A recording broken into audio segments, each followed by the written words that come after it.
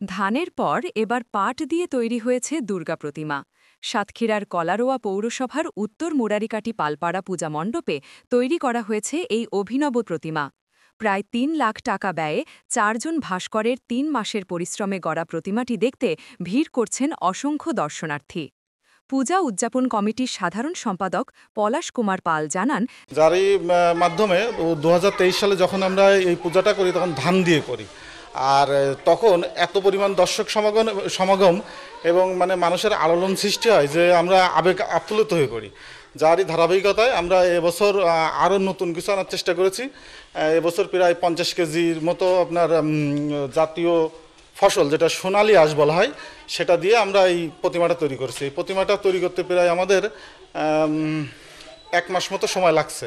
4 জন শিল্পী অক্লান্ত পরিশ্রমের মাধ্যমে প্রতিমার কাজটি শেষ করছে, যার ব্যয় টোটাল আমাদের পূজা খরচ হবে প্রায় 3 লক্ষ টাকার মতো। আর শুধু প্রতিমা খরচই আমাদের 1,20,000 টাকা। ধানের প্রতিমার সাফল্যের পর এবার পাট দিয়ে প্রতিমা তৈরি করা হয়েছে। স্থানীয়রা বলছেন, এটি ধর্মীয় বিশ্বাসের পাশাপাশি বাংলাদেশের ঐতিহ্য ও সংস্কৃতিকেও বিশ্বে তুলে ধরছে। এখানে প্রতিবারই ভিন্ন ভিন্ন ধরনের ঠাকুর তৈরি হয়ে থাকে। কোনো সময় ধানের ঠাকুর, কোনো সময় পাটের ঠাকুর। এবারে আমরা পাট দিয়ে তৈরি করেছি, যার জন্য এটা ভিন্ন ধর্মী এবং মানুষের আকর্ষণীয় হয়ে ওঠে। তার জন্য এদিকে দুর্গোৎসব শান্তিপূর্ণভাবে পালনে সাতক্ষীরার 587টি মণ্ডপে বিশেষ নিরাপত্তা ব্যবস্থা নিয়েছে পুলিশ প্রশাসন।